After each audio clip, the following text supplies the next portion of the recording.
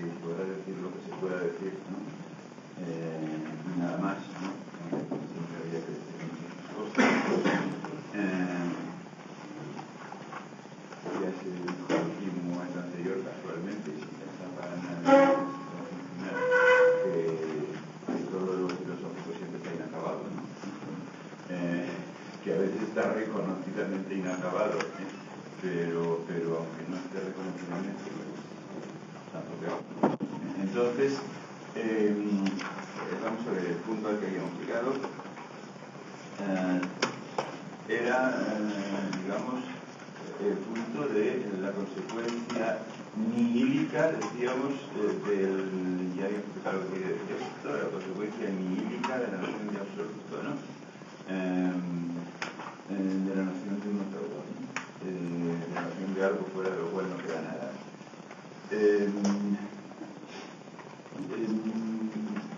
La consecuencia nihílica que hacemos consistir en aquello de que, bueno, pues si lo que en verdad ha absorbido todo, entonces pasa como que ocurre si no hay noche, entonces tampoco hay día, ¿no?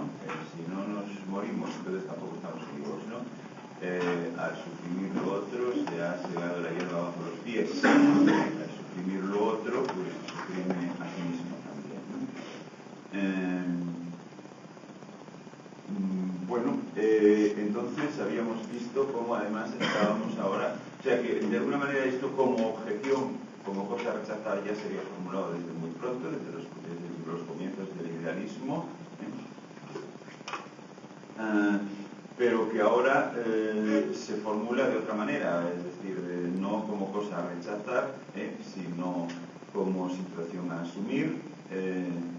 Vimos que esa situación a asumir no era simplemente una consecuencia, o sea, no era una consecuencia de la historia de la filosofía, lo que dice es que la historia de la filosofía, bueno, pues se expresa de una determinada manera, que es la que aquí estudiamos, en procesos que serían descubribles también en otros aspectos, en otras dimensiones de la historia. Entonces,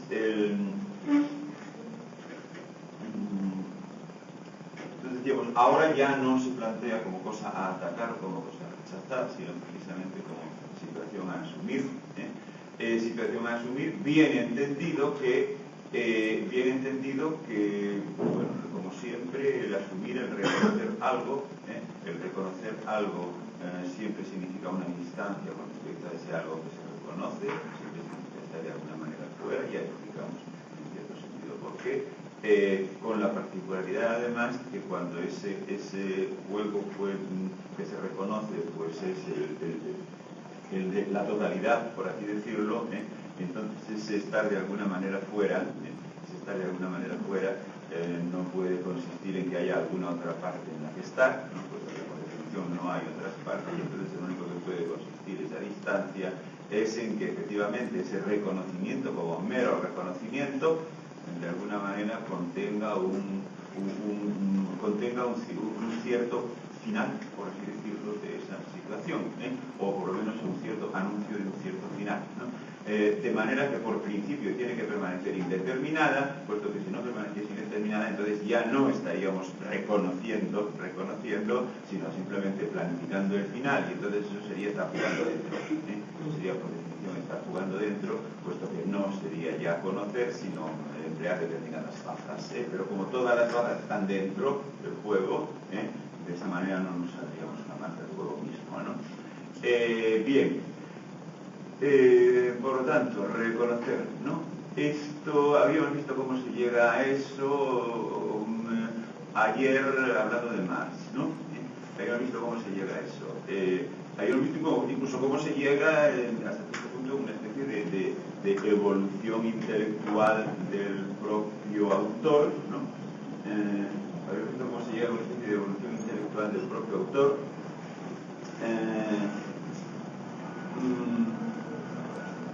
Una especie de evolución intelectual del propio autor, o sea, cómo se llega de una especie de rechazo del idealismo, pero que en el fondo sigue siendo una concepción de la globalidad, sigue siendo una concepción de uno todo, a algo que ya no es una concepción del uno en todos, sino un sistema de conceptos orientados precisamente al reconocimiento de la situación nihilista como tal, orientados precisamente al reconocimiento de la situación nihilista como tal, ¿no?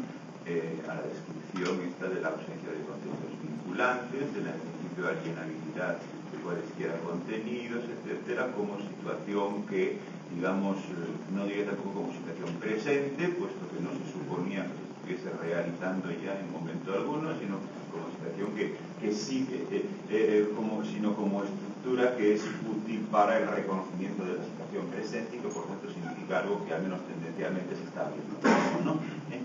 Bueno, era esto pues un reconocimiento de la situación hídrica, y bueno, pues efectivamente se supone que ese reconocimiento comporta una distancia y se supone que ese comportar una distancia tendrá consecuencias, ¿no? Tendrá consecuencias, pero el reconocimiento no se hace buscando las consecuencias, porque entonces ya no sería reconocimiento, sino que sería una manipulación más, ¿no? ¿De acuerdo? No sé, pero precisamente por hacerse como un mero reconocimiento, en otras palabras, el reconocimiento de la situación nihílica es lo único no nihílico que hay, ¿no? Por así decirlo, ¿no? El reconocimiento de la situación nihílica es lo único no nihílico que hay, ¿no? En cuanto es algo más que reconocimiento, es decir, pretende establecer, producir, conseguir esto o lo otro, entonces ya no es reconocimiento de la situación nihílica, porque ya no se reconoce una ausencia de valor, ya no se reconoce una ausencia de valor, sino que, por así decir, se inventa un valor alternativo, se inventa un valor alternativo, ¿no?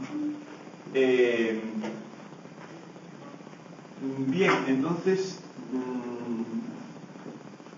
esto que hemos visto ayer, de manera general y un poco hablando de Marx en la escasa medida que podíamos hacerlo por razones de tiempo, ¿no? Esto y concretamente lo que he recordado hoy, concretamente lo que he recordado ahora en estos minutos que llevo hablando, es precisamente aquello que en principio nos vale también para Nietzsche, o sea, ya lo adelanté al principio una especie de rasgos comunes, decíamos a dos autores de los que tenemos que tratar y que aparentemente son muy diferentes el uno del otro, aparentemente no tienen nada que ver, o sea, vistos impresionísticamente, pues no se parecen nada, ¿no? Entonces, bien,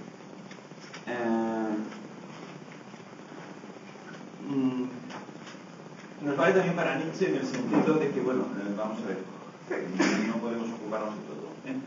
Nietzsche tiene también una especie de etapa previa, una especie de, bueno, empleando esa terminología un poco tonta de obra juvenil, ¿no? ¿De acuerdo? Tiene una especie de etapa previa en la cual la fórmula todavía no es la que voy a decir, ¿no? ¿De acuerdo? En la cual la fórmula todavía no es la que voy a decir, que podría considerarse como la última etapa, o el propio Nietzsche de alguna manera la considera como la última etapa del pre-nihilismo, o sea, de la pre-nihilidad, del pre-reconocimiento, no de la pre-nihilidad, la nihilidad, como vamos a ver, viene ya de atrás, o sea, está ya en todo el idealismo alemán, está, lo que pasa es que no está reconocida, ¿no? Según Nietzsche, ¿no? Pero sí de la última etapa previa al reconocimiento del nihilismo, o previo al reconocimiento de la nihilidad, tiene también una etapa juvenil, ¿no? Tiene también una etapa juvenil, que es eso del nacimiento de la tragedia, que por ahí, que es una obra muy leída, ¿no? Etcétera, en la cual pues no vamos a entrar porque entonces nos quedaríamos ahí sin tránsito, no hay tiempo para más. Entonces vamos a centrarnos en aquel punto en aquel momento en el que es el posterior, ¿no? En aquel momento que es el posterior, títulos La Gaia Ciencia, o así hablo Zaratustra, ¿no? Bueno, vamos a centrarnos en el momento posterior, que es el que está directamente relacionado con lo que hemos planteado ahora, ¿no? Con lo que hemos planteado también a propósito del Marx maduro, del capital, ¿no? Y que hemos planteado primero de manera en conjunto, ¿no? refiriéndonos a ambos pensadores e incluso a algo más que dos pensadores determinados, ¿no? Entonces, vamos a ver. De ahí para adelante, es decir, a partir de, o sea, después de esa etapa representada por el nacimiento de la tragedia y en la cual no vamos a entrar, que de alguna manera prepara lo ulterior, pero que no pertenece todavía de lleno a ello, ¿no? Después de esa etapa, es decir, en eso que más o menos empieza en la obra que titula La Gaia Ciencia, ¿no? Después de esa etapa, sí que la problemática responde al modelo que hemos formulado en los días anteriores y al modelo de asunción de la nihilidad que hemos formulado en los días anteriores y que hemos repetido ahora, ¿no? Que hemos resumido ahora. Sí que responde, digamos, aproximadamente en el siguiente sentido, y además efectivamente a la consecuencia de la situación que filosóficamente había quedado expresada en el idealismo, de la siguiente manera. Vamos a ver, se ha llegado, y se ha llegado además no por capricho, sino porque se ha tenido que llegar a esa situación con la cual nos hemos pasado pues casi 2/3 partes del curso o poco menos, ¿no? Porque eso era el idealismo en su conjunto, a esa situación de uno todo, o sea, de en el fondo no hay más que una cosa, ¿no? En el fondo no hay más que una cosa, puesto que en definitiva, el que da el detalle del último pelo de mi cabeza, pues es como es, o sea como es y no de otra manera, eso está vinculado a la totalidad del ente, de manera que para que cambiase un detalle, para que no fuese un detalle, tendría que no ser todo lo demás. Bueno, entonces, llevamos todo el rato, todas las 2/3 partes del curso, es decir, dejando aparte a Kant, ¿no? Dejando aparte a Kant, pero trabajando sobre Kant, precisamente, como hemos visto, ¿no? Por lo tanto, no dejándolo aparte, sino simplemente Kant no está incluido en eso, ¿no? Pero por razones peculiares, ¿no? Llevamos el resto del curso tratando de, o sea, describiendo una lucha por formular ese concepto, por formular en efecto ese concepto, ¿no? Ese concepto de cómo decir algo que no dejase nada fuera, ¿no? O sea, cómo mencionar, por así decir, el todo, cómo mencionar el todo, cómo mencionar el todo. O sea, eso que en el lenguaje cotidiano y no muy riguroso, pues llamamos unas veces el mundo, otras veces la totalidad del ente, otras veces la vida incluso, ¿no? Y de otras maneras, otras veces el otro día apareció la historia, ayer apareció la historia, ¿no? Pero que son designaciones que, por así decir, por principio pretenderían no dejar nada fuera, ¿no? Pretenderían no dejar nada fuera, ¿no? Entonces, bueno, lo que hemos hecho hasta aquí ha sido, la batalla por, digamos, alguna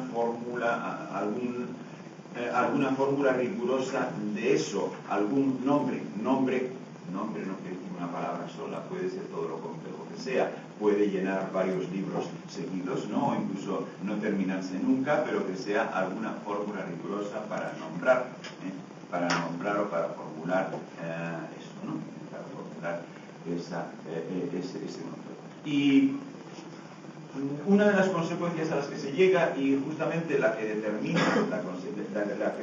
el que lo que venga detrás sea el problema de la nihilidad, una de las consecuencias a las que se llega es que, es eso que decíamos de que uno todo, en la medida en que suprime el contrario, se suprime también a sí mismo, ¿no?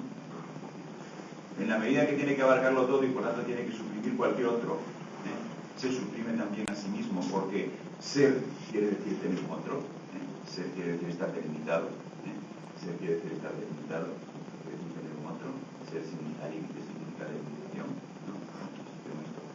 Se habla todo el curso, ¿no? Entonces, esto de que precisamente por excluir cualquier otro, pues en definitiva se excluye también a sí mismo, bueno, que de alguna manera se expresa también en eso que tantas veces ha aparecido a lo largo de esa exposición, de que uno todo tiene que ser nada, nada, tiene que ser nada. Por lo tanto, tiene que esfumarse, por así decirlo. Tiene que esfumarse, porque en la medida en que no se esfume, siempre será algo y por tanto algo parcial, ¿no? Por tanto dejará algo fuera, ¿no?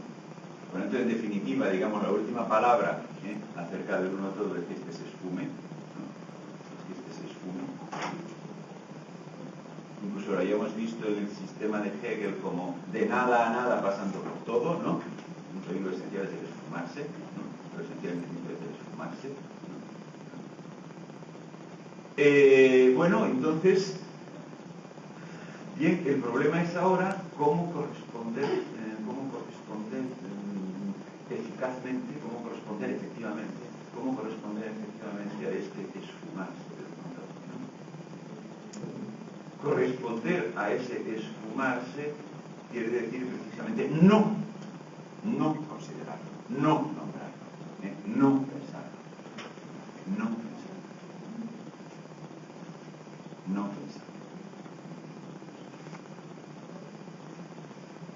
Por lo tanto, ser capaz de pensar sin uno todo, ¿no? Ser capaz de pensar sin uno todo. Esto es lo mismo, que es lo de uno todo es, en definitiva, nada, por lo tanto se esfuma, por lo tanto asumirlo conduce en definitiva a la autoexigencia de pensar sin ello, prescindir de ello, ¿no? Esto es lo mismo que lo he dicho antes, de que al ser uno todo, o sea, suprimir cualquier otro, pues se suprime también a sí mismo, ¿no? El uno todo es, por decir, su propio muerte, y por lo tanto se plantea el problema de cómo pensar sin uno todo, ¿no? Eso es la lealtad posible a ese uno todo, es precisamente el ser capaz de prescindir de ello, ¿no? El ser capaz de prescindir de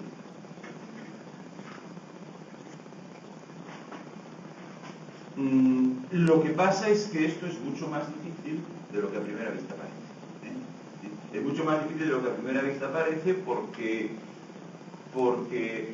sabiéndolo o no sabiéndolo, constantemente estamos presuponiendo un mundo. Constantemente estamos presuponiendo un orden del mundo, un todo de lo ente, constantemente estamos presuponiendo eso independientemente de que lo digamos o no. Y además esto se ha visto muy bien a lo largo de todo el curso, de todo, en este caso casi el área que dice incluso Kant, ¿no? Porque incluso hablando de Kant, hemos visto cómo inevitablemente se generan las nociones de totalidad, aunque no tengan la condición de contenidos de discurso válido, ¿de acuerdo? Por lo tanto, constantemente, y se ha visto muy bien a lo largo de todo el curso, si algo se ha visto es precisamente eso, lo que pasa es que hace falta hacer, digamos, el examen de conciencia de todos los puntos del curso, ¿no? Si algo se ha visto es precisamente esto, o sea que cualquier pensamiento de cualquier cosa presupone una referencia total, o implica una referencia. Implica algo del tipo de mundo, un orden del todo, una totalidad de lo ente, o algo así. Implica un referirse a eso, aunque no se conoce. Por lo tanto, lo que se nos plantea ahora, cuando se nos plantea asumir que lo auténtico del uno todo es que desaparezca, y por lo tanto que no se piense en absoluto, lo que se nos plantea ahora no es solamente dejar de utilizar el concepto uno todo, no es solamente dejar de utilizar el concepto uno todo, dejar de uno todo o totalidad de lo ente o absoluto o como queráis, no solamente dejar de utilizar el concepto, sino que es algo así como una crítica permanente de todos nuestros modos de pensar y de hablar. Pensar además en un sentido amplísimo, pensar y hablar en un sentido amplísimo que implica algo que hacemos incluso cuando estamos quietos y callados, ¿no? Porque siempre estamos, bueno, pues digamos, viviendo, vuelve a ser vuelve a ser otra denominación de todo, y por lo tanto, pues vuelvo a encontrarme sin nombre, ¿no? He dicho primero pensando, luego diciendo y luego viviendo, me da igual, o sea, en cualquier caso, en cualquier situación, vuelve a ser, y en eso se demuestra cuán difícil es prescindir de ello, vuelve a ser una manera de referirse a algo que lo abarca todo, ¿no? Pensar, decir, vivir, ¿no? Y he dicho que una de las maneras, el mundo, pero también, por ejemplo, la vida, ¿no? La historia, cosas, ¿no? Bueno, o sea, repito, no es cuestión, pues, de asumir el que lo propio en eso, o sea, su propia presencia consiste precisamente en la no presencia en la realidad de sumarse, y por tanto que no haya en absoluta referencia a ello. No es pues cuestión de simplemente no utilizar ninguno de esos nombres, que por otra parte sí utilizamos siempre, sí utilizamos unos u otros siempre, sino que es además, pues una constante crítica de nuestro modo de, y otra vez aquí tendría una palabra que tendría referencia global, ¿no? Otra vez pensar, hablar, decir, vivir, etcétera, ¿no? De nuestro modo de eso, ¿no? Que de nuestro discurso, digámoslo así, que digamos encontrarse una manera, que digamos que nos guardase de suponer en momento alguno una referencia al todo, ¿no? Que nos guardase de presuponer en momento alguno una referencia al todo, ¿no? He dicho que nos guardase de, porque precisamente un capítulo de la Gaia Ciencia, precisamente, que se suele considerar como la primera formulación, por así decir, sistemática de esto, aunque por no expresa sistemática de esto, precisamente es un capítulo que se llama guardémonos simplemente, o sea, depende de o sea, depende de cómo lo traducáis al castellano, guardémonos de, y es una secuencia de expresiones del tipo guardémonos de decir que el todo es esto, guardémonos de decir que el todo es aquello otro, guardémonos de decir que todo es así, guardémonos de decir que todo es así, ¿no? Guardémonos de... pero bueno, claro, para decir guardémonos de resulta que lo está mencionando continuamente, ¿no? Para decir guardémonos de hacer esa mención, pues resulta que la está haciendo continuamente, ¿no? Resulta que la está haciendo. Incluso, pues finalmente ya no dice guardémonos de, sino que dice exactamente el todo, el mundo, ello, no es nada, no es nada, pero bueno, para decir eso ya lo está nombrando, ¿no? Incluso en algún momento dice, es, o sea, ello, el todo, es literalmente así, por toda la eternidad, caos, ¿no? Bueno, eso es una manera absolutamente evidente de nombrarlo, ¿no? Nombrarlo para decir que no hay que nombrarlo, que no. Caos ahí quiere decir el rechazo de la atribución de cualquier orden, característica, determinación o del tipo que sea, ¿no? ¿De acuerdo? Bueno, evidentemente el propio Nietzsche reconoce, incluso en ese mismo capítulo, que efectivamente, o sea, ese guardémonos de, pues incluye guardémonos de hacer eso que yo mismo estoy haciendo ahora, ¿no? Es decir, que es el planteamiento de una tarea. Es el planteamiento de una tarea, por lo tanto, el planteamiento de algo no realizado. El planteamiento de algo no realizado. Y por lo tanto, pues, el intento de lograr algo, la pretensión de lograr algo que no está logrado, y que por lo tanto las propias fórmulas en las cuales se plantea la tarea son fórmulas que no disponen ciertamente de aquello que la tarea pretendería conseguir, ¿no? Por lo tanto, como el propio Nietzsche dice, ahí mismo también estas mismas fórmulas que yo empleo tendrán finalmente que perder todo sentido.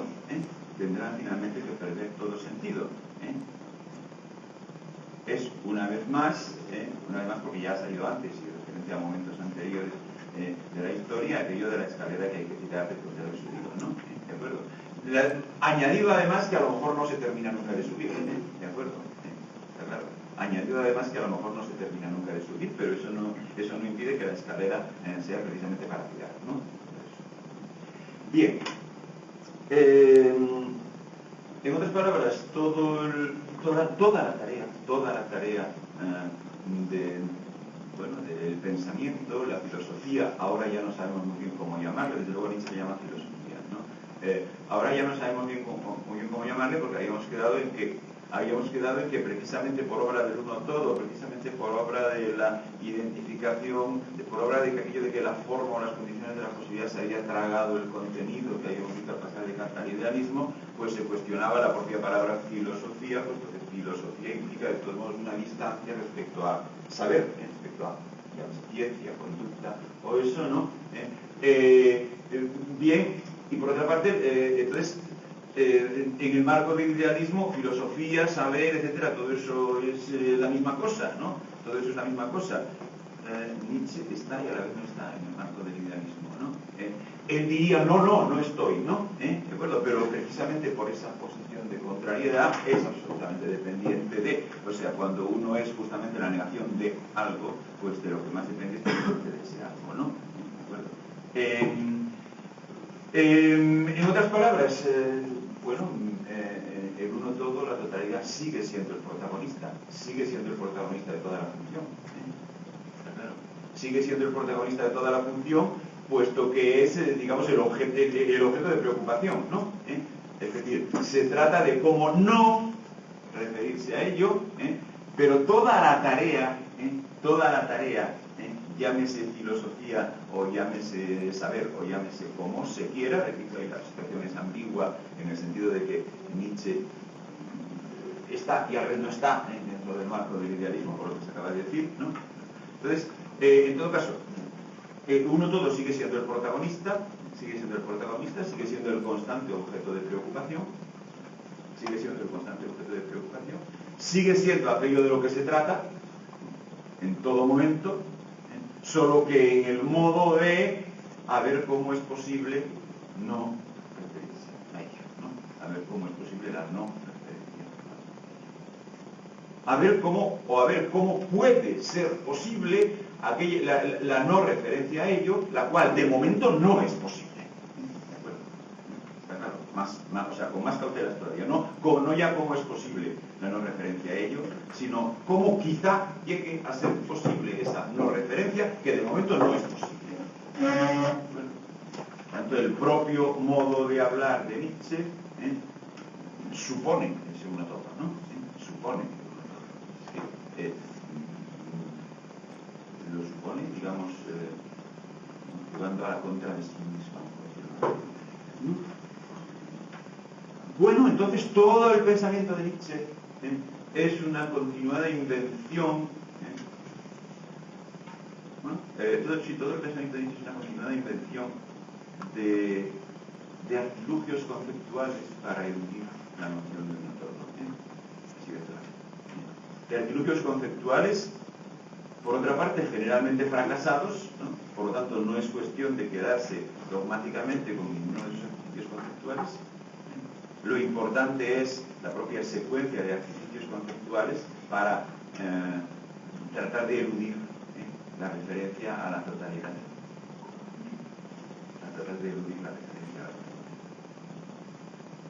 Y entonces, en esta tarea, una de las cosas que Nietzsche hace y que, bueno, pues quizás sea, digamos, una manera viable de poder introducir a cómo es esa tarea en poco más de una hora, ¿no? Es lo que nos queda, ¿no? Otra cosa sería si pudiésemos dedicarle varias semanas, ¿no? Pero una de las cosas que Nietzsche hace en esa tarea, en el desarrollo de esa tarea de encontrar artilugios conceptuales para intentar no pensar, subrayo el intentar no pensar uno todo, que el propio Nietzsche no diría nunca ya lo conseguí. Entonces,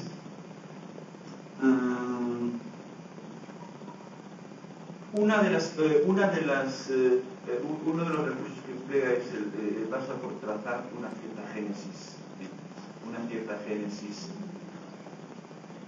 bueno, digamos histórica, lo que pasa es que eso, digamos, es histórica en el sentido de que cuenta una historia. Es histórica en el sentido de que cuenta una historia.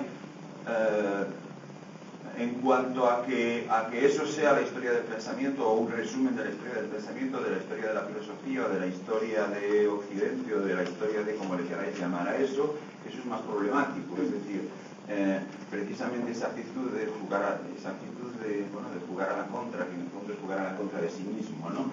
Constante en Nietzsche, pues no es así, o sea, difícilmente podría ser asumida, no digo que no se pudiese asumir, pero quizás es demasiado pedir, ¿no? Difícilmente podría ser asumida sin una especie de de jugar a la contra, o sea, por lo tanto de tener siempre un enemigo enfrente, ¿no? De tener siempre un enemigo enfrente, claro, sin tener siempre un enemigo enfrente, o sea, de jugar contra lo que describe, ¿no?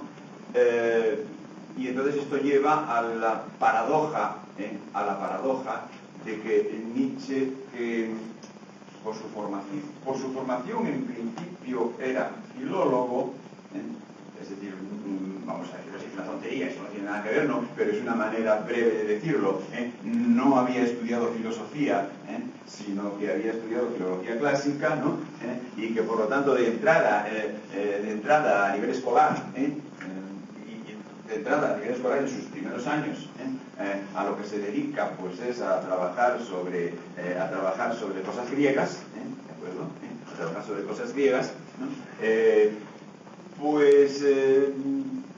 Al mismo tiempo resulta que quizá por jugar a la contra, en último término, a la contra de su propia cultura y de su propia formación, precisamente por jugar a la contra, que es, no diré una consecuencia necesaria, pero sí difícilmente separable de la posición en la que se encuentra Nietzsche, precisamente por jugar a la contra, por resulta que Nietzsche, cuya formación escolar en principio se supone que es filológica, pues Nietzsche es alguien que casi podríamos decir no quiere leer.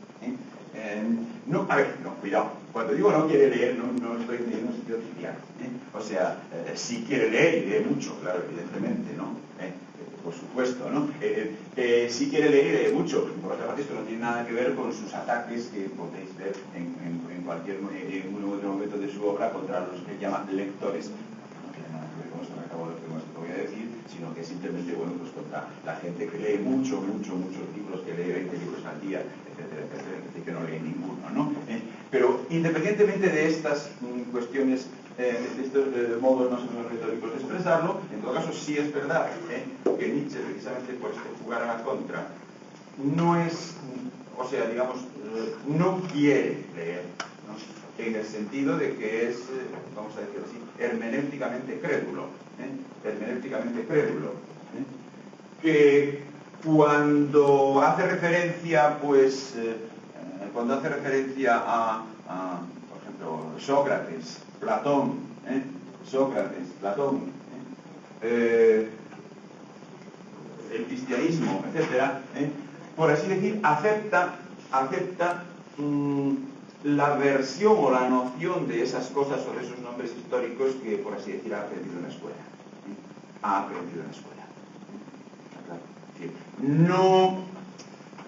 No le interesa, digamos, no tiene tiempo de, vamos a decirlo así, no tiene tiempo de ponerse a pensar, una cosa que, sin embargo, sí tendría los medios de preparación para pensar, puesto que digo procedía de filología, precisamente, ¿no? ¿De acuerdo? Una cosa que sí tendría los medios para pensar, que es, bueno, pues si eso no es creíble, ¿no? Que esa cosa que él llama Platón, por ejemplo, pues efectivamente sea una cosa de la primera mitad del siglo IV a.C., ¿no? O si por el contrario, pues ese cliché Platón es algo que se ha formado en los siglos posteriores, en la medida en que se ha constituido una determinada manera de leer ese producto extraño que son los diálogos de Platón, ¿no? se ha fijado que en los siglos posteriores una determinada respuesta al problema de qué hacer con ese tipo de textos, y entonces se ha inventado una manera de leer que ha generado un cliché al cual le ha quedado para siempre, a partir de los 2 o 3 siglos posteriores a la Grecia clásica, al cual le ha quedado para siempre la palabra Platón, ¿no? como designación. Bueno, entonces, ¿qué pasa? Que a pesar de que se podría pensar que Nietzsche estaba en mejores condiciones que otros para, digamos, no creerse estas versiones culturales de qué se entiende por Platón, qué se entiende por Kant, qué se entiende por cristianismo, o qué se entiende por Descartes, ¿no? A pesar de que estaba en mejores condiciones que otros para no creerse estas versiones culturalmente dadas, sin embargo es una tarea que no le interesa. No le interesa. Él toma esos bloques tal como le vienen culturalmente dados,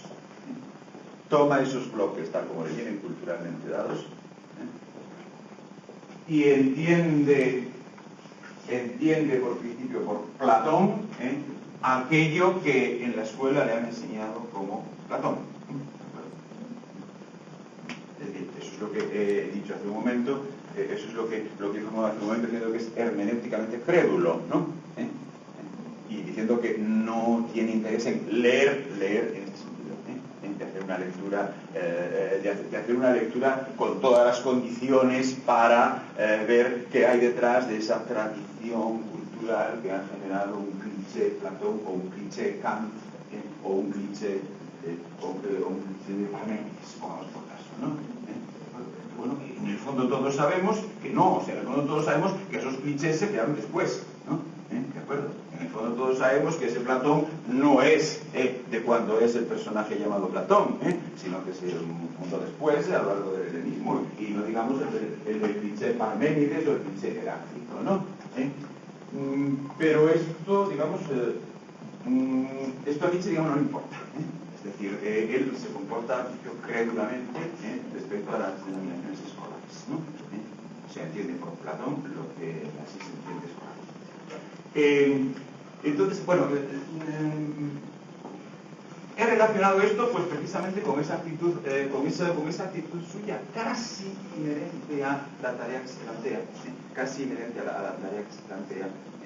de jugar a la contra de algo, o sea, de tener un enemigo enfrente, ¿no? De necesitar. Y esto es lo que es malo. Malo, quiero decir, es lo que, o sea, claro, que tengas un enemigo no es malo, pero lo necesites, eso ya es eso ya es un poco peor, ¿no? Pero bueno, de todos modos, es inherente quizá a la situación paradójica en la que se encuentra Nietzsche, ¿no? ¿De acuerdo? Entonces, ese necesitar un enemigo, pues efectivamente, de algún modo se contrapone a ser capaz de leer con cuidado, ¿no? Ser capaz de leer con cuidado.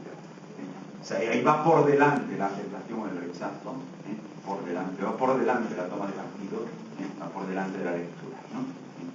Va por delante de la lectura estética, ¿no? Bueno, entonces con estas matizaciones introduzco esa especie de historia, que Nietzsche reiteradamente nos cuenta acerca de cómo se llega a la noción de un autor, ¿no? He introducido esos matices sobre la lectura y la credulidad hermenéutica, ¿no? Y el necesitar un enemigo, ¿no? ¿De acuerdo? He introducido todos esos matices para, bueno, simplemente para que esta historia se valore como lo que es, no como una versión que ni siquiera Nietzsche defendiese alguna vez consistentemente acerca de la historia del pensamiento. Como tal, no la defendería ni Nietzsche siquiera, ¿no? Pero ahí hay una historia, que es la siguiente, que es algo así como lo siguiente. Vamos a ver, desde el momento en que hay, sea en la forma que fuere, en cualquiera de las formas que hemos mencionado, desde el momento en que hay una cuestión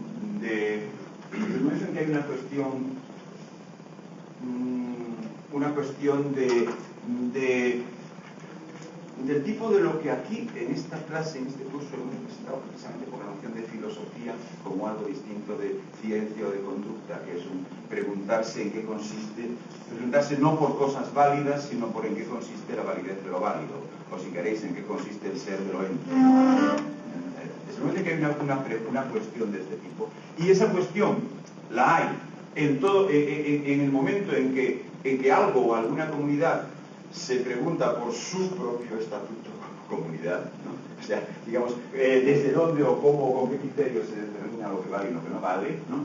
Desde el momento en que hay una pregunta de este tipo, pregunta que quizá, que quizá es imprescindible que la haya habido en algún momento, ¿no? Quizá es imprescindible que la haya habido en algún momento. Desde el momento en que se plantea una pregunta de ese tipo, entonces esa pregunta inevitablemente genera criterios, claro, es decir, una pregunta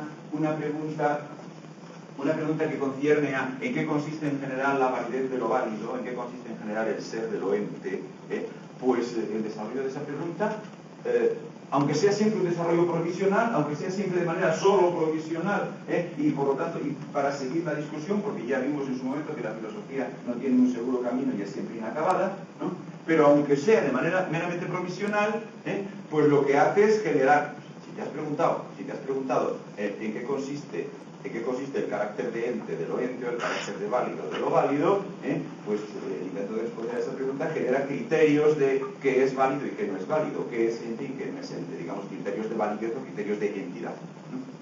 Criterios de validez o criterios de entidad o criterios de ser, ¿no? Criterios de ser. Y desde el momento en que hay criterios, ya resulta que el ser o no ser no es algo inmediato, sino que es el pasar o no pasar por esos criterios. ¿Me explico? Desde el momento en que hay criterios, ya resulta que el ser o no ser no es algo inmediato y sin más, sino que es el, digamos, pasar o no pasar por esos criterios, por esa criba, ¿no? Por esa criba. Por lo tanto, se ha generado a partir de ahí, una especie de distinción entre inmediato y verdadero, ¿no? Inmediato y verdadero. El ser o no ser ya no es algo inmediato, sino que es el pasar o no pasar por esos criterios. Por lo tanto, el ser o no ser de verdad ya es algo mediado, mediado por unos criterios. Por lo tanto, ya tenemos una distinción entre inmediato y verdadero, ¿no? Entre inmediato y verdadero. Ya tenemos una escisión entre inmediato y verdadero. En vez de inmediato y verdadero, pues podéis decir presuntamente de entrada ente y por otro lado verdaderamente ente, ¿no? ¿De acuerdo? Presuntamente y de entrada ente, ¿no? Y por otro lado verdaderamente ente. Las expresiones de Nietzsche son muy variopintas al respecto. O sea, mundo aparente y mundo real a veces, por ejemplo, y mundo verdadero, ¿no? Mundo aparente y mundo verdadero. La expresión que está más vinculada a esta terminología escolar a lo largo de la historia del pensamiento es sensible transsensible. Sensible transsensible. Sensible transsensible. Estoy traduciéndolo de una manera que no... Ahora ya no es un problema de la terminología de Nietzsche, sino de la traducción del alemán al castellano. Estoy traduciendo übersinnlich, no por suprasensible, como normalmente se traduce, sino por transsensible. Pero eso ya es, digamos, manía mía, si queréis decirlo así, ¿no? ¿Entendido? Bueno, en realidad tendría una justificación, pero quiero decir que lo digo para que si encontráis suprasensible en los textos traducidos al castellano, o sea, no penséis que es otra cosa distinta, ¿no? ¿De acuerdo? Yo digo el trans porque ahí no hay un simplemente tranquilo estar más allá, que sería lo que significaría el supra, ¿no? Sino que hay una mediación, ¿no? O sea, hay un pasar o no pasar cierta criba. Bien, por lo tanto, pero es igual. Tampoco digo en otro momento superhombre, como se dice, sino transhombre, ¿no? Pero esto, bueno, pues podéis decirlo como queráis, ¿no? O mejor escribirlo en alemán y así no tenéis problema, ¿no? No, yo os digo escribirlo en alemán siempre que escribáis en alemán todo el texto, claro. Si no es una incongruencia, ¿no? Entonces, bueno, en todo caso la manera es sensible, la manera, digamos, más escolar, incluso por parte de Nietzsche, de expresar esa, digamos, distancia entre inmediato y verdadero, ¿no? Distancia entre inmediato y verdadero. que es la consecuencia de que haya la cuestión de en qué consiste en general la validez, ¿no? Puesto que o en qué consiste en general el ser, ¿no? Puesto que esta cuestión inevitablemente genera o postula una generación de criterios, o sea, criterios de validez, criterios de entidad, postula por lo tanto algún tipo de criba, ¿no? Y por lo tanto ya el ser o no ser no es una inmediatez, sino que es el cumplir o no cumplir esos criterios, pasar o no pasar por esos criterios. Por lo tanto ya hay una distinción, entre lo, digamos, de entrada presuntamente ente y lo verdaderamente ente. Transsensibles, llamarle a esto transsensible y sensible tiene cierto sentido porque traduce bastante bien lo de llamarle transsensible y sensible, no por el trans, sino por lo de sensible y más allá de lo sensible, ¿no? Tiene un cierto sentido, puesto que efectivamente sensible rima con o suena con inmediato, o sea, lo que inmediatamente te encuentras, ¿no? Mientras que transsensible implica en principio ausencia, un estar más allá, ¿no? Un estar más allá, efectivamente ya no es lo inmediato, es algo logrado a través de la posición de unos criterios, ¿no? Es algo logrado a través de la posición de unos criterios. Inmediato y transinmediato, inmediato y no inmediato, inmediato y mediado por algo, ¿no? Este estar mediado por algo significa al mismo tiempo una lejanía, una ausencia. Por lo tanto, eso precisamente tiene que no ser lo que se ve y se toca, ¿no? ¿De acuerdo? Tiene que no ser lo que se ve y se toca. Bueno, entonces se produce esta digamos, escisión, ¿no? En la cual lo llamado transsensible es lo verdaderamente ente, ¿no? Esa es la historia que Nietzsche nos cuenta, ¿no? Se produce esta escisión en la cual lo llamado transsensible es, digamos, lo verdaderamente ente, digamos, lo que en verdad hay, por tanto, ¿no? Lo que en verdad hay. Bueno, vamos a ver, por otra parte, Nietzsche conecta esta escisión, con el siguiente fenómeno. Vamos a ver. Ha aparecido aquí muchas veces a lo largo de la historia de la filosofía moderna 2. Ha aparecido muchas veces el concepto tiempo, ¿no? El concepto tiempo como el concepto de un continuo, uniforme y limitado, ¿no?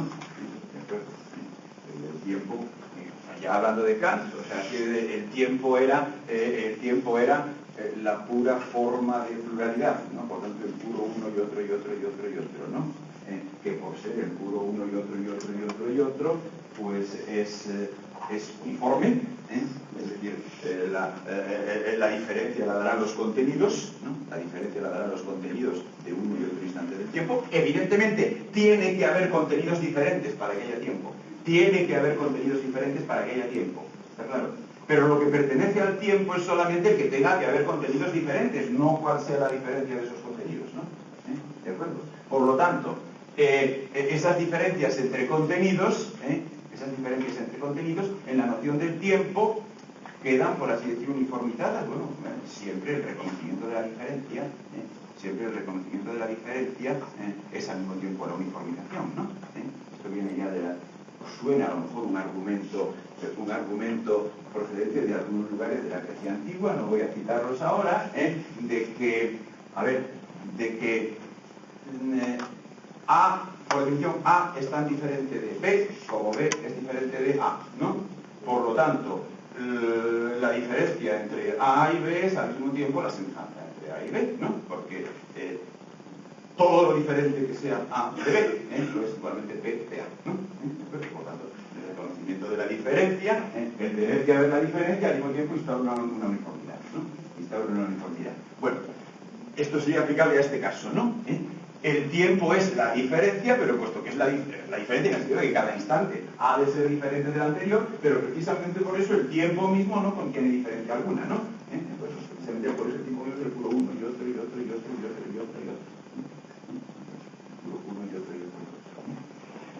Y en ese sentido, pues efectivamente es un ámbito uniforme, que siempre viene de antes. Si es uniforme, además, tiene que ser infinito, al menos en el sentido de que siempre sigue después y siempre viene de antes, ¿no? Bueno, entonces esto vamos a llamarle, vamos a decir eso uno y otro y otro y otro y otro, un punto y otro punto y otro punto y otro punto, vamos a decir un instante y otro instante y otro instante y otro instante, ahora y ahora y ahora y ahora y ahora, ¿no? Ahora y ahora y ahora. Pues, si os fijáis, esto comporta, esta noción del tiempo mismo, comporta efectivamente una escisión, comporta efectivamente una escisión, porque he dicho ahora, vamos a ver, tan pronto como has dicho ahora ya no es ahora, eso ya ha pasado, pero al mismo tiempo sigue siendo ahora, ¿no? Porque ahora ya no es tan ahora como el ahora después, ¿está claro? O sea, ahora es al mismo tiempo, por un lado, lo que pasa, lo que ha pasado ya, tan pronto como lo has mencionado ya ha pasado, y a la vez lo que permanece siempre, ¿no? Y a la vez lo que permanece siempre. Porque ha pasado, pero el tiempo no ha pasado, porque seguimos estando ahora, ¿sí? ¿No? ¿De acuerdo? Seguimos estando ahora, ¿sí? Tan pronto como decimos ahora ya no estamos en ahora, pero sí que seguimos estando en ahora, ¿no? Esto comporta una escisión, ¿no? Una escisión, es decir, el ahora es al mismo tiempo la permanencia y el cambio. Es al mismo tiempo la permanencia y el cambio. Es al mismo tiempo el ser, el mantenerse y el pasar, ¿no? El ser, el mantenerse y el pasar. Bueno, y esto lo identifica Nietzsche en esa versión que he dicho de cómo se ha generado, de cómo se ha generado de cómo se ha generado el uno todo, de cómo se ha generado la noción de uno todo, esta escisión inherente a la noción misma del tiempo, ¿no? Esta escisión inherente a la noción misma de ahora. Ahora es al mismo tiempo el permanecer y el pasar, ¿no? Ahora es al mismo tiempo el permanecer y el pasar, ¿no? O sea, esa escisión inherente a la noción misma del tiempo la identifica Nietzsche, efectivamente, con la noción de esa contraposición entre el transsensible y sensible de la conservación humana, ¿no? Efectivamente, se supone que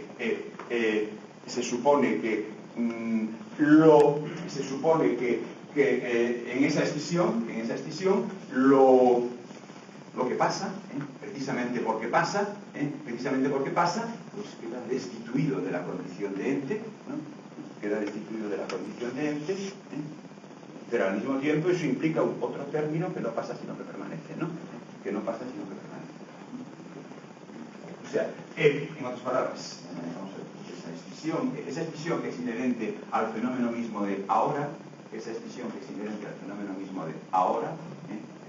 entre el pasar y el permanecer, que sin embargo los dos están implicados en la noción de ahora y por tanto en la noción de tiempo, ¿no?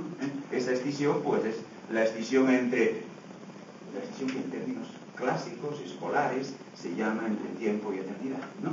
Entre tiempo y eternidad. La eternidad no es un fuera del tiempo, la eternidad es la entraña misma del tiempo, ¿de acuerdo?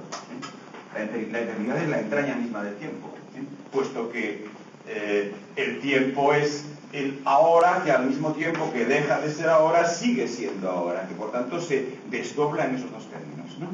Se desdobla en esos dos términos, en tiempo, digamos, y eternidad, ¿no? Se desdobla en esos dos términos.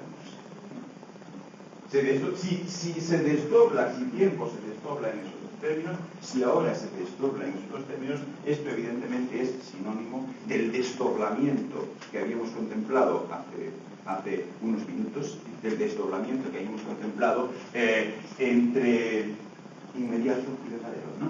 Entre aquello que en principio se presenta como ente pero que no pasa la criba, que no resiste el análisis, y aquello otro que sí pasa la criba e incluso está definido como tal precisamente por su pasado la criba, ¿no? Porque efectivamente ese pasar a diferencia de permanecer,